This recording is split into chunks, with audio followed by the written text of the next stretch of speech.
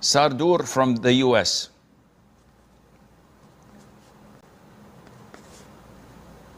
Assalamu alaikum wa rahmatullahi wa barakatuh. Alaikum assalam wa rahmatullahi wa barakatuh. Sheikh, the question was what to do if a young sister, 14 years old, interested in becoming a nurse or doctor, she goes to school and wants to skip a year and take more advanced biology.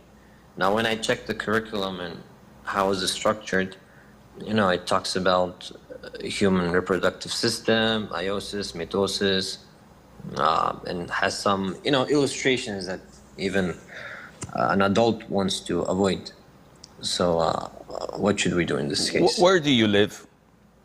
In the West. So in the West, this exposure to such scientific and even other material that may be rated R or even rated X is inevitable. This is the price people pay when they go to such countries looking for a better standard of life. Now, working as a nurse or as a doctor for a female, because the same goes for men, even boys are exploited to such things.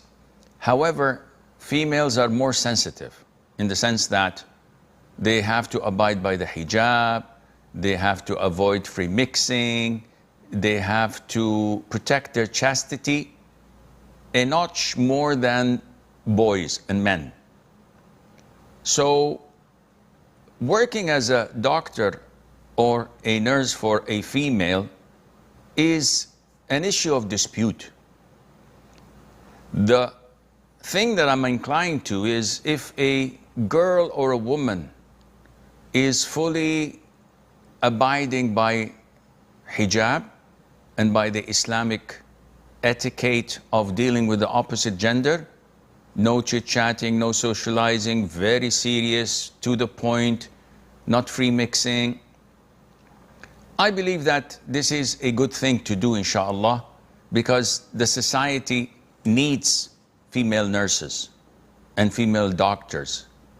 However, if this would mean that a particular individual, in order to fill this gap in the society, would compromise her own religious practice, I would say no, this becomes haram.